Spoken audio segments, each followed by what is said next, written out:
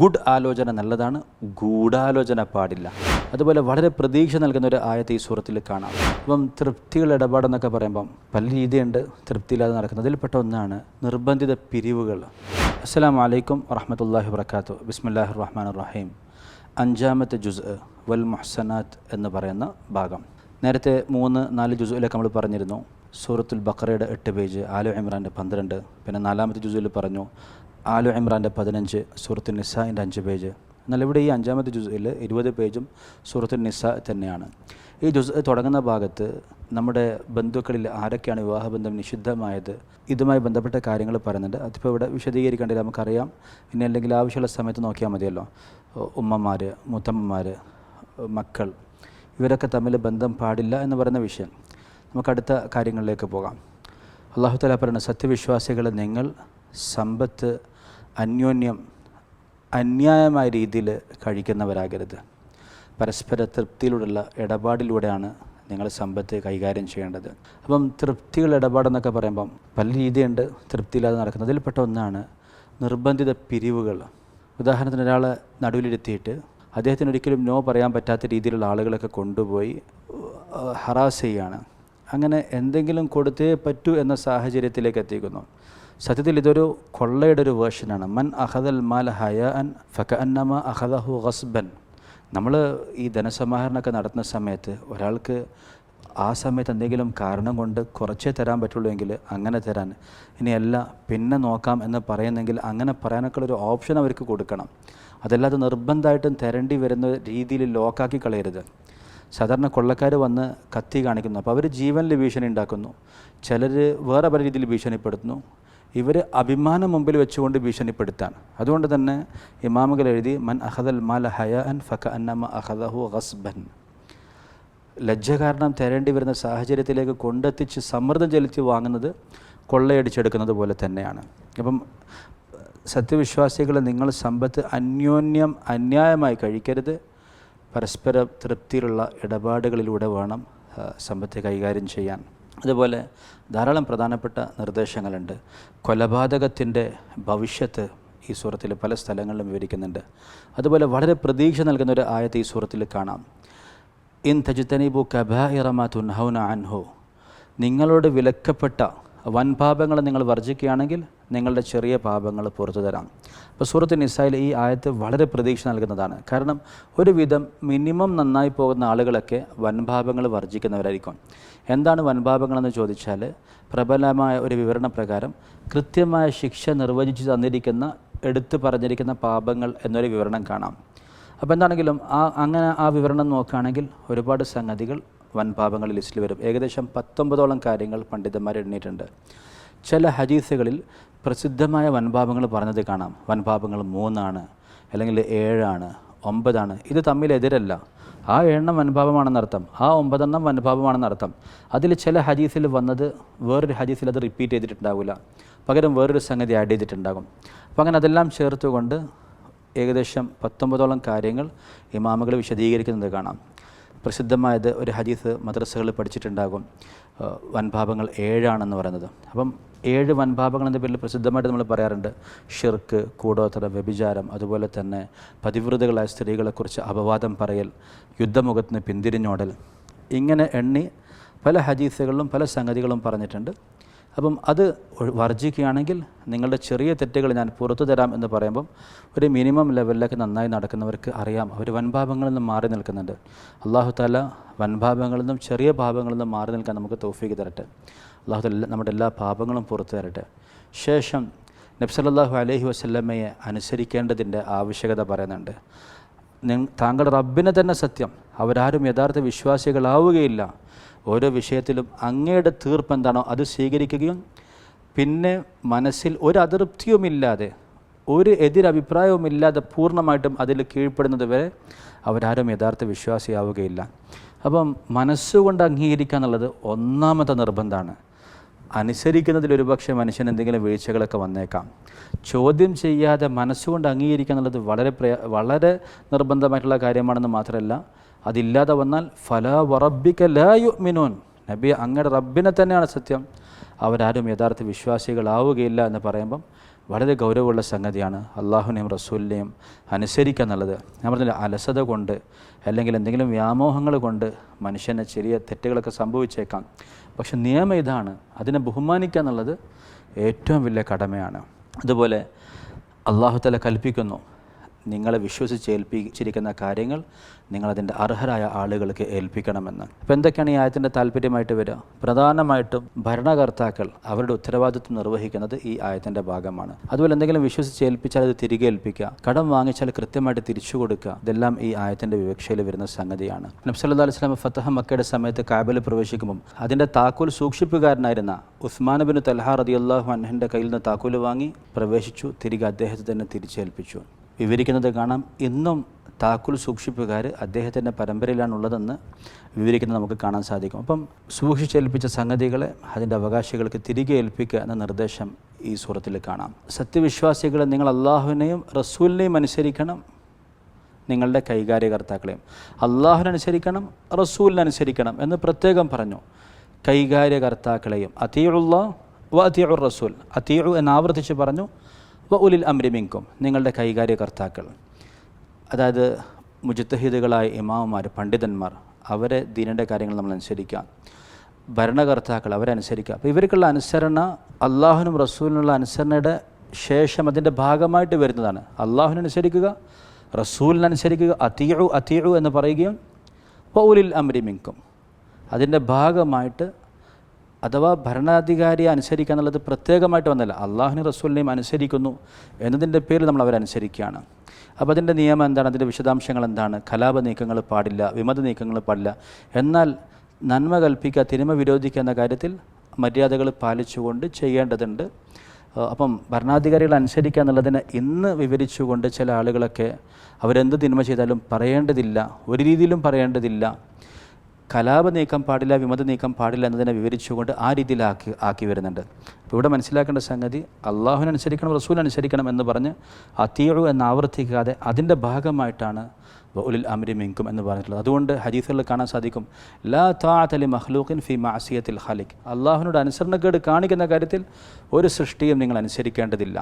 അപ്പോൾ അക്രമം ചെയ്യാനാണ് ഈ ഭരണാധികാരി കൽപ്പിക്കുന്നതെങ്കിൽ ഞാനൊരു ഉദ്യോഗസ്ഥനല്ലേ, ഞാൻ വെറും ഒരു കൂലിക്കാരനല്ലേ എന്ന് പറഞ്ഞ് ആ അക്രമത്തിന് കൂട്ടു നിൽക്കുകയല്ല ചെയ്യേണ്ടത്. മറിച്ച് സാധിക്കുന്ന സ്ഥലത്ത് ഒഴിഞ്ഞു മാറുകയും ആ അക്രമത്തെ ചെറുക്കുകയും തെറ്റിനെ തെറ്റാണെന്ന് പറയുകയും ചെയ്യേണ്ട സ്ഥലത്ത് അതിൻ്റെ സാഹചര്യം എന്താണെന്നൊക്കെ ഇമാമുകൾ വിശദീകരിച്ചിട്ടുണ്ട്. അപ്പോൾ അതിലുള്ള ഒരു ദുർവ്യാഖ്യാനത്തെ പറ്റി ഇവിടെ സൂചിപ്പിച്ചു എന്ന് മാത്രം. പിന്നെ നിങ്ങൾ എന്തെങ്കിലും ഒരു വാർത്ത കേട്ടാൽ അത് ഭയത്തിൻ്റേതാകട്ടെ പ്രതീക്ഷയുടേതാകട്ടെ നിങ്ങൾ ഒറ്റയടിക്ക് പ്രചരിപ്പിച്ച് കളയരുത്. മറിച്ച് കാര്യങ്ങളെപ്പറ്റി കൂലങ്കഷമായി മനസ്സിലാക്കാൻ സാധിക്കുന്ന കൈകാര്യകർത്താക്കളിലേക്ക് നിങ്ങളതിനെ വിടുകയും അതിൻ്റെ നിജസ്ഥിതി മനസ്സിലാക്കാൻ ശ്രമിക്കുകയും ചെയ്യണം.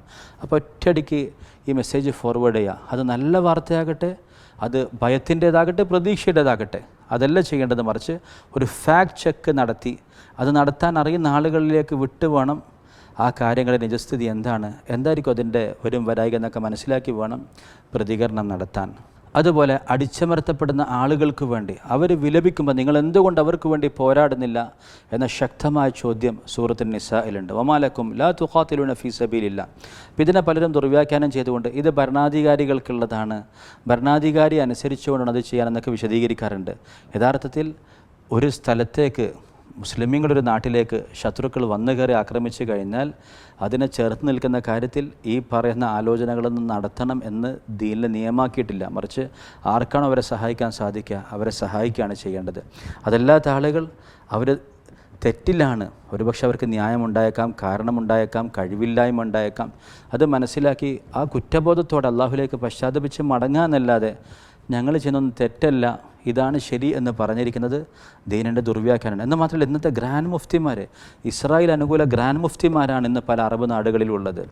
ഫലസ്തീനിലേക്ക് ആരെങ്കിലും പോയി ഷഹീദാവുകയാണെങ്കിൽ അവർ കുറ്റക്കാരാണ് എന്ന് പറയുന്നവരെ ഗ്രാൻഡ് മുഫ്തിമാരാക്കി അവരോധിച്ചിരിക്കുന്നു. ഏത് നിയമപ്രകാരമാണ്? കാട്ടിലുമില്ല നാട്ടിലുമില്ല അങ്ങനത്തെ നിയമം. മൃഗങ്ങൾ പോലും അവർക്കെതിരെ ആക്രമണം ഉണ്ടായാൽ കൂട്ടത്തോടെ അതിനെ ചേർത്ത് നിൽക്കും.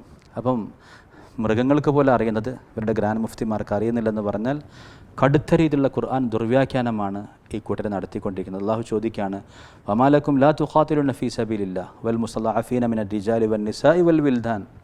പുരുഷന്മാർ, സ്ത്രീകൾ, കുട്ടികൾ വിലപിക്കുമ്പം നിങ്ങൾ എന്തുകൊണ്ട് അവർക്ക് വേണ്ടി പോരാടുന്നില്ല, അവരെ ആ മർദ്ദനത്തിൽ നിന്ന് മോചിപ്പിക്കുന്നില്ല എന്ന് അല്ലാഹു തആല ചോദിക്കുകയാണ്. അപ്പോൾ സ്വാഭാവികമായിട്ടും കഴിയുന്നവർ നിർബന്ധമായിട്ട് ഇത് ചെയ്തിരിക്കണം.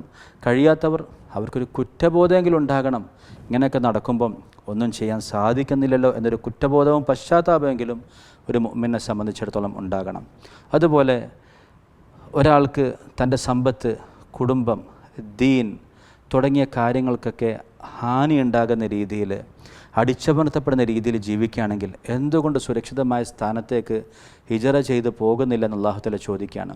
അപ്പോൾ ഈ ഹിജറയെക്കുറിച്ച് പറയുമ്പം ഇമാമുകൾ, ഇമാം ഖാദി മാവർദിയെ പോലുള്ള ഇസ്ലാമിക ലോകത്തെ ചീഫ് ജസ്റ്റിസ് ആയിരുന്ന ഖാദി മാവർദിയൊക്കെ രാജ്യങ്ങളെ പല രീതിയിൽ തിരിക്കുന്നുണ്ട്.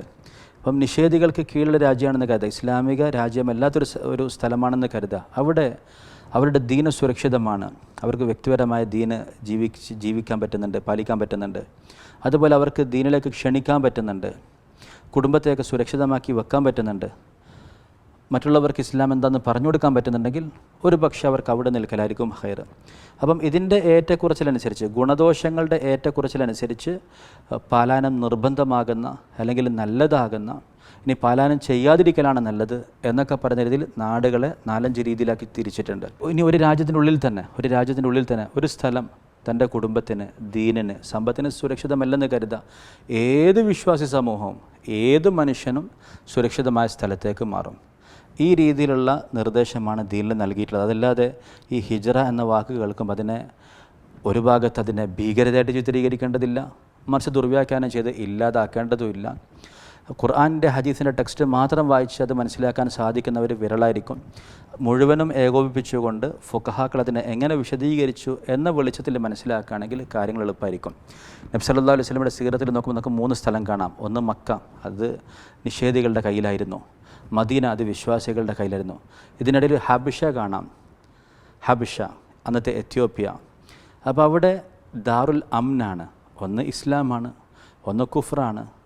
ഒന്ന് കുഫറിൻ്റെ നാടാണെങ്കിലും മുസ്ലിമീങ്ങൾ സുരക്ഷിതമായിരുന്നു. അപ്പോൾ ദാറുൽ അംൻ എന്നൊരു പ്രയോഗം ഈ ഹബ്ഷയെക്കുറിച്ച് നടത്തിയത് കൊണ്ട് ഞാൻ നേരത്തെ പറഞ്ഞ ഖാദി മാവർദി ഇമാമൊക്കെ വേർതിരിച്ചതുപോലെ വേർതിരിച്ച് മനസ്സിലാക്കാൻ സാധിക്കും.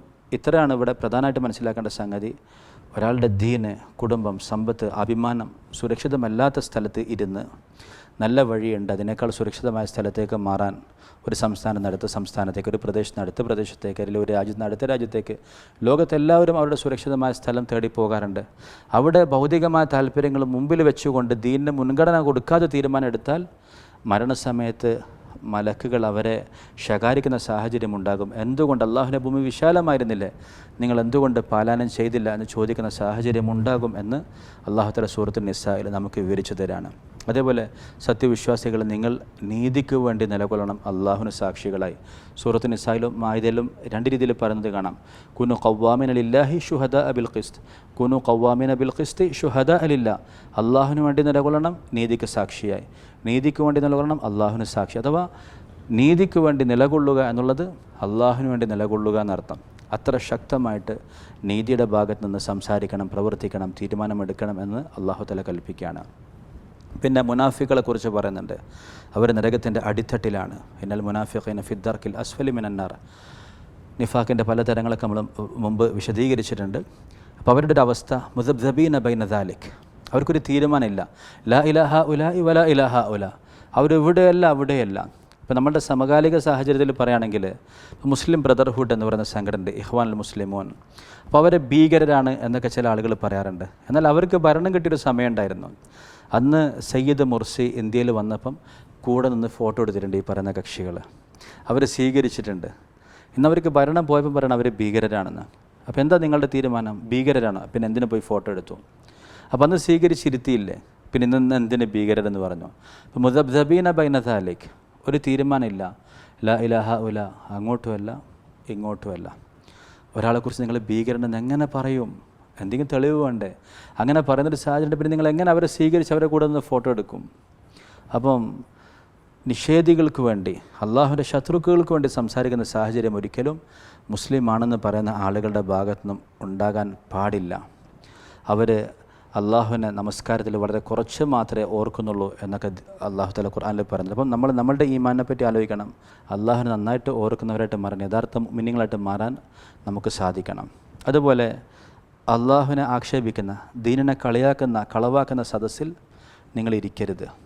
മറിച്ച് ദീനിനെ ആക്ഷേപിക്കുന്ന സദസ്സാണോ, അതെത്ര വേണ്ടപ്പെട്ടവരാണെങ്കിൽ ശരി, അതിന് മറുപടി പറയണം, അതിനെ ചേർത്ത് നിൽക്കണം. സാധിക്കുന്നില്ലെങ്കിൽ അവിടുന്ന് മാറിപ്പോവുകയെങ്കിലും ചെയ്യണം. അല്ലെങ്കിൽ നിങ്ങളും അവരും എല്ലാം ഒന്നിച്ച് അള്ളാഹുവിൻ്റെ ശിക്ഷയ്ക്ക് പാത്രമാകും എന്ന് അള്ളാഹു തആല താക്കീത് ചെയ്യാണ്. പിന്നെ ഒരുപാട് നിർദ്ദേശങ്ങൾ ഭാര്യ ഭർത്തൃ ജീവിതവുമായി ബന്ധപ്പെട്ടത്, അതുപോലെ നീതിക്ക് വേണ്ടി നിലകൊള്ളുന്നത്. ഒരിക്കലും നിങ്ങൾ വലാ തകുലിൽ ഖാഇനീന ഖസീമ, വഞ്ചകരുടെ വക്കീലാവരുത്. നിങ്ങൾ അവരുടെ വക്കാലത്ത് നിന്ന് ഏറ്റെടുത്താൽ നാളെ അവർക്ക് വേണ്ടി ആര് വാദിക്കും? ഇനി എവിടെയെങ്കിലും ഒത്തുതീർപ്പുണ്ടാക്കാൻ വേണ്ടി ഇടപെടുന്നവർ, അവർ രഹസ്യ സംഭാഷണം നടത്തുന്നെങ്കിൽ അത് നല്ല കാര്യമാണ്. അതല്ലാതെ, അതായത് ഗുഡ് ആലോചന നല്ലതാണ്, ഗൂഢാലോചന പാടില്ല. രഹസ്യമായ സംഭാഷണങ്ങളിലും ആലോചനകളിലും പലതും പാപകരമാണ്. എന്തെങ്കിലും നന്മയ്ക്ക് വേണ്ടി നമുക്ക് അവരെങ്ങനെ നന്നാക്കാം, നമുക്ക് ഇവരെ തമ്മിൽ എങ്ങനെ അടുപ്പിക്കാം, ഇങ്ങനെയൊക്കെ കൂടി ആലോചന നടത്തുന്നവരൊഴികെ.